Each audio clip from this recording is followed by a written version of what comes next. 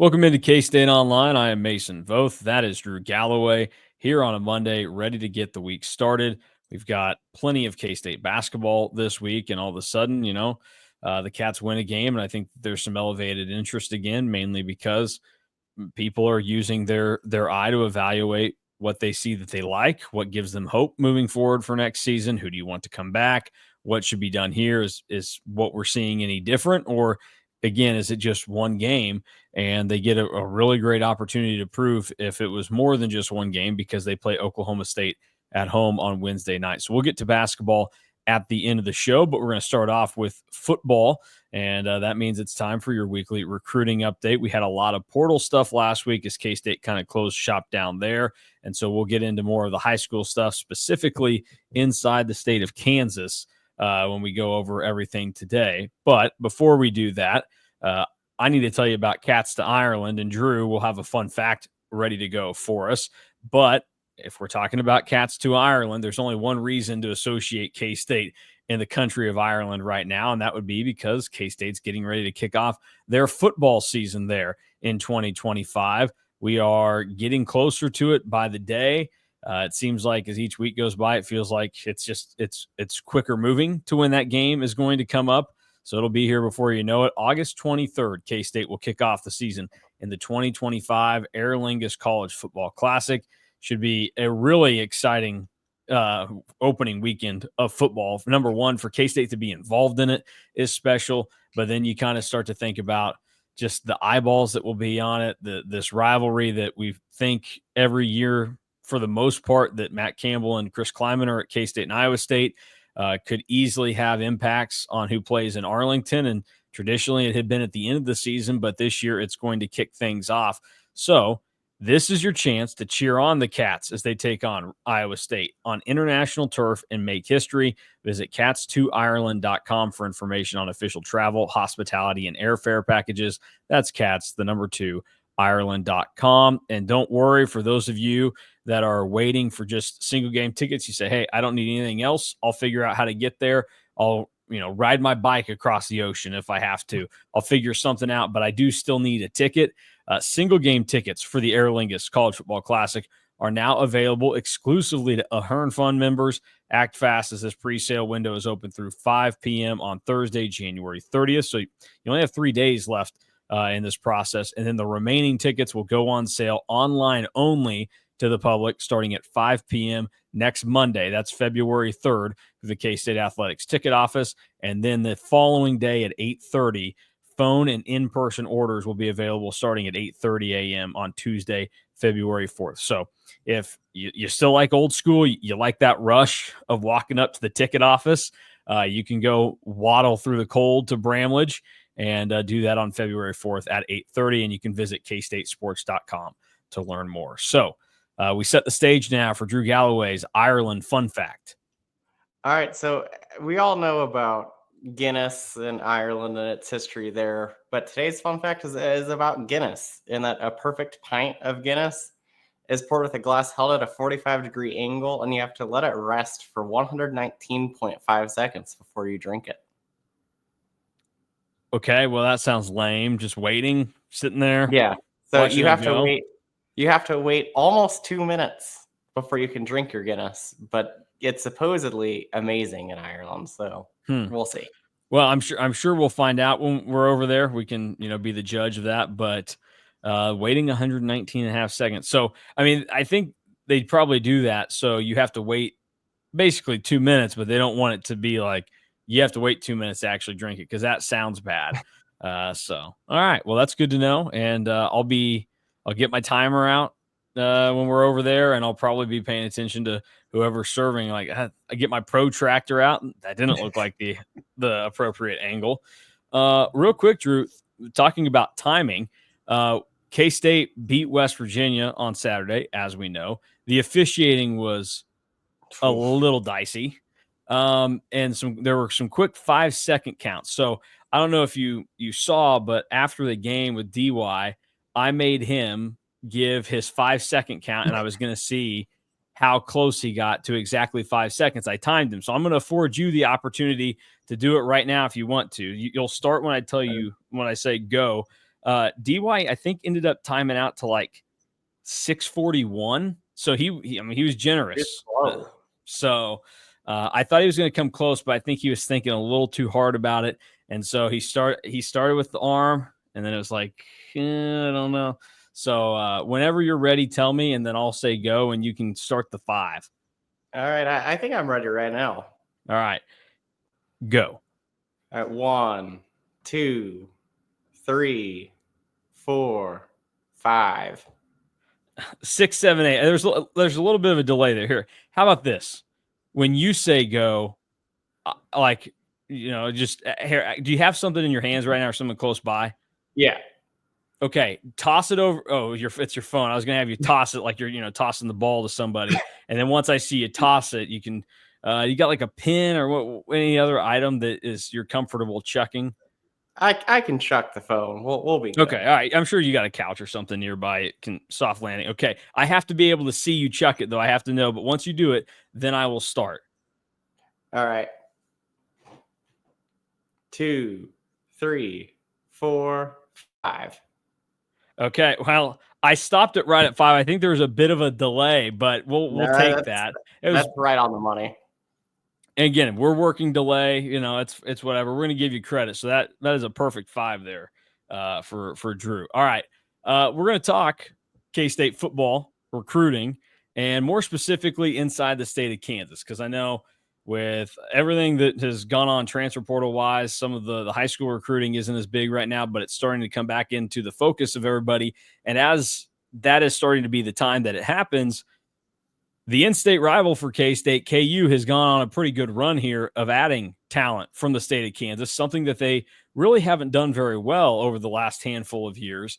K-State had kind of staked their claim to it, but now if you go and look at how things are shaping up at the state of Kansas, according to the On3 industry rankings, KU has landed the number 3 player in the state of Kansas, the number 5 player in the state of Kansas, the number 8 player in the state of Kansas, and the number 10 player in the state of Kansas. That also doesn't mention the fact that the On3 RPM likes KU to land the number 4 player in the state of Kansas and the number 6 player in the state. So what's going on here with in-state recruiting? And again, it should also be noted that K-State is currently the favorite on the RPM for Ian Premer, the number 1 player in the state, the 4-star tight end out of Great Bend. But what do you make of how things are shaping up in the 2026 class, and how should K-State fans process this information?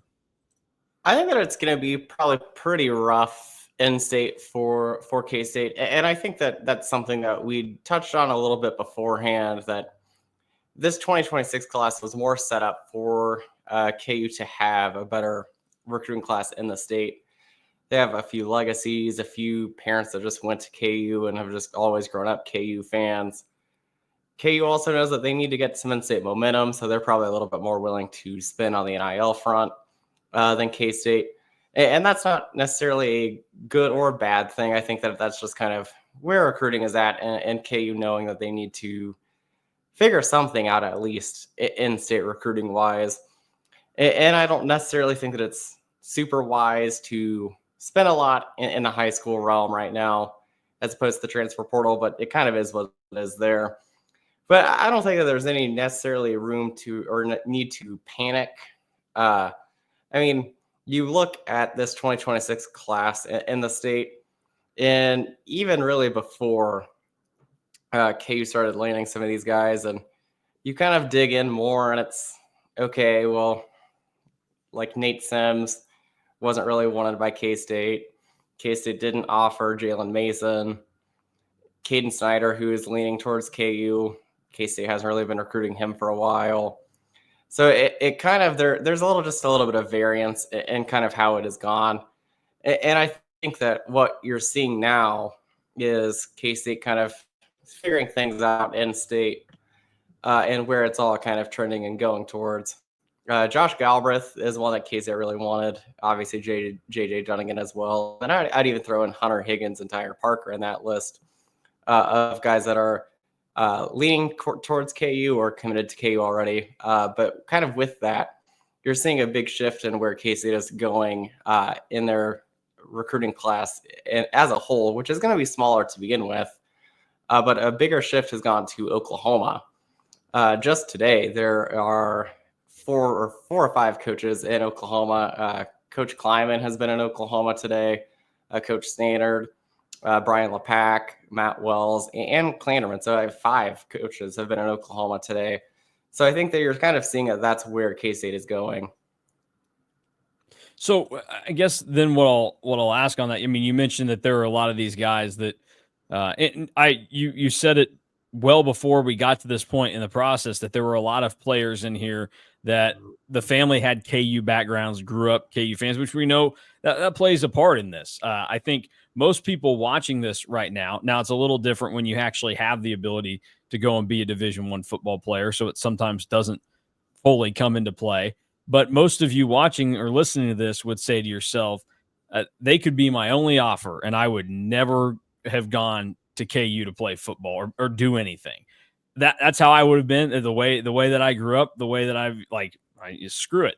But the calculus is different when, again, you're going to play Division I football. But it plays a role. So when you have that kind of built in for certain guys, it plays a role. So how many of the guys in this process that you can kind of specifically point to were all like from the jump going to be KU leans? Because I think for the most part, over the last handful of years in high school recruiting in the state, for the guys that don't end up going and blowing up nationally, and even those that do, it's probably just been an even starting point for both teams where there wasn't a tie one way or the other. It was just breaking it down. Where do I want to play football at? And where do they factor in the equation? So how does that break down here? And then obviously JJ Dunnigan is a totally different deal. He's the opposite side of this thing. So you can explain that to people.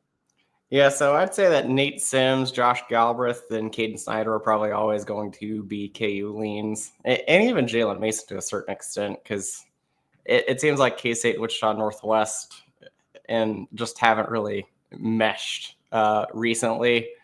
And then on the Dunnigan standpoint, I think that it just comes down to KU is probably the team really the most willing to play ball on the NIL front. Also offering him the chance to play offense and defense was really enticing to him. I'm not sure how realistic that is long term, but I think that for now that's kind of something. And then I think that the Dunnigan recruitment also just isn't over yet. I know that Oregon and Ole Miss were both in Manhattan, earlier last week to talk with Dunnigan. So that recruitment's not over, and I still think that there is probably a better chance than not that JJ ends up signing with a team that hasn't even offered him yet. Yeah. So then on the flip side of that, when you look at how everything else has gone down, because the offers have to be there as well, where has K-State been in their evaluation with certain players and the quickness of getting the offer to them? Because going back a couple years, it felt like K-State was really big on wanting to be the first offer to the in-state guys.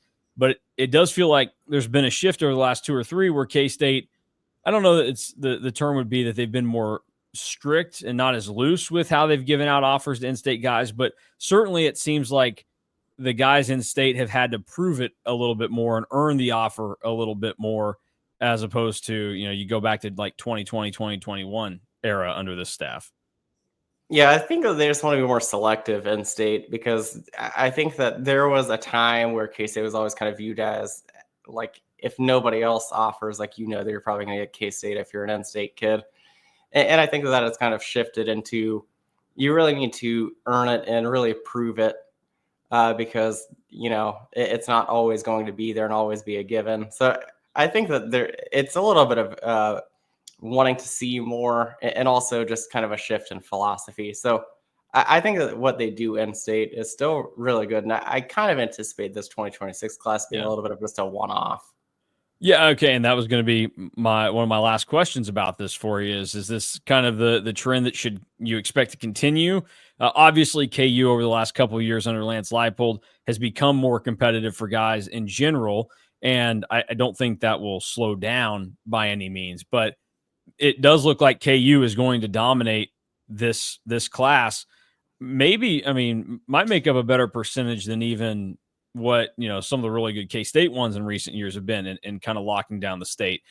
So long term, I mean, is this just kind of one of those 1 year blips, or is what KU is doing here where you talk about maybe they're sharing a little bit more of the NIL pie with, high school recruits, the true freshmen that will be coming in, as opposed to other elements of the roster? Because I think Lance Leipold is fully aware that one of the areas where their struggles and shortcomings have come from is that they haven't looked good on paper when everybody, around Sunflower Showdown time compares how many players are on the roster for K-State and KU from the state of Kansas. So I think that's been an emphasis, because I think that's one of the reasons why K-State has, won 16 straight games in this series, is that when you have more Kansas guys on your team, they understand that it's a little bit more important, and they understand, and then it can translate to their teammates. So long-term impact here, where do you think high school recruiting in the state goes with both of these teams duking it out? I think that it's probably just a 1 year blip, but I do think that we're getting closer to. I don't think that either school is just going to be like super dominant in state. I think that there's going to be a lot more heavily contested recruiting battles in the state, though. Of the players in the state for 2026 that you think K-State still has a good shot at and will be very involved with, who will those players be? And I mean, is JJ Dunnigan a guy that K-State would still kick the tires on, as it seems like that recruitment isn't really going to be fully shut down? Like you think of a guy like Gus Hawkins, who didn't get other than Ole Miss, a single offer after he committed to K-State, almost a full year before he arrived on campus. So what do you make of who's left in the state and what those recruitments are looking like? Yeah, I would say that of the guys that are uncommitted, Ian Premer and LaMarcus Barber are probably the two to really know about in the state. K-State, I think, is still in a good spot with Ian Premer. I think that they're probably the co-favorites with Iowa State. Nebraska also involved. KU obviously still involved as well. And then K-State is the only offer right now for LaMarcus Barber, but that is probably going to change pretty soon. Nebraska's really kicking the tires on him pretty hard. But K-State is in the driver's seat right now for Barber.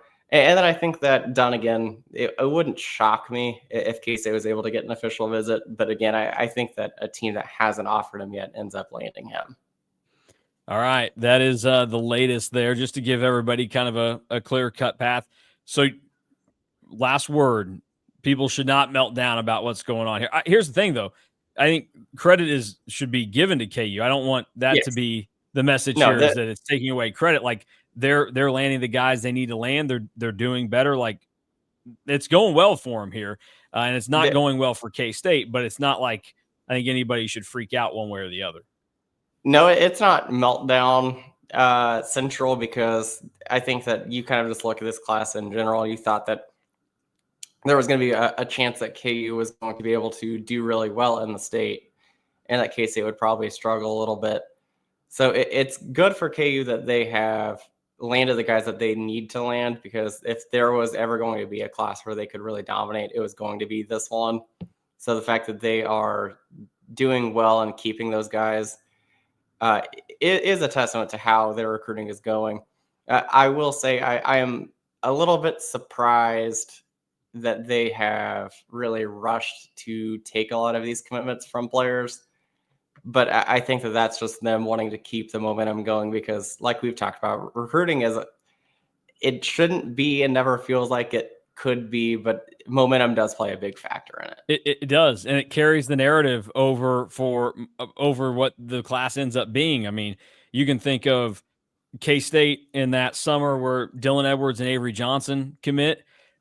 I said at the time on radio, like the momentum in those couple of weeks, that stretch, that did a lot more than what Dylan Edwards actually following through on the commitment would have even done for K-State at the time. And then it obviously worked out no matter what, because Dylan Edwards is here and he looks like he's going to be great next season for the Cats. The same type of thing. You think about KU, some of the early success they had on the recruiting trail under Les Miles, where it's like, oh, look at this guy that they just got with 4 stars next to his name or whatever. And then you're like, he never made it to campus. Something weird personal life. He didn't do that. And now he's playing for this team. Like, it's just how it works momentum's a big deal. And for KU, the theme of this recruiting cycle for anybody talking about in this state is going to be that Kansas cleaned up shop and did a great job here. And they did. But I think it's going to even outweigh what the end product and result even ends up being. If we get to the end of this and we're talking on signing day next year, K-State has a better ranked class. I just think that's how this works and everything else. And the measuring stick for Kansas here would not have been they landed all these guys. Like that's what they should have done. That they're doing a great job of it. The only thing that I think would have meant something in a real significant way would have been on the KU side if they weren't able to land a lot of these guys that you talked about, kind of had the KU background in the league. Adding a guy like JJ Dunnigan on top of it, if it makes it all the way to signing day, that's a big win for them, and they've done a good job. So it just goes to highlight what we've seen on the field over the last few years, the competitiveness that Kansas has brought to the rivalry. We've seen it come in closer games on the field. Now it's getting there in the recruiting space, and we'll continue to follow it for many years to come. So that'll do it for Drew Galloway. I'm Mason Voth. Thanks for watching K-State Online. More on us from the Cats over at on3.com. I know DY had some thoughts on this today as well and what K-State looks like. Could they get shut out in the state of Kansas? I don't think Drew thinks so, but DY kind of pontificates about some of that. So go check that out, and we'll be back here again tomorrow. More football talk and also previewing K-State, Oklahoma State basketball coming up on Wednesday.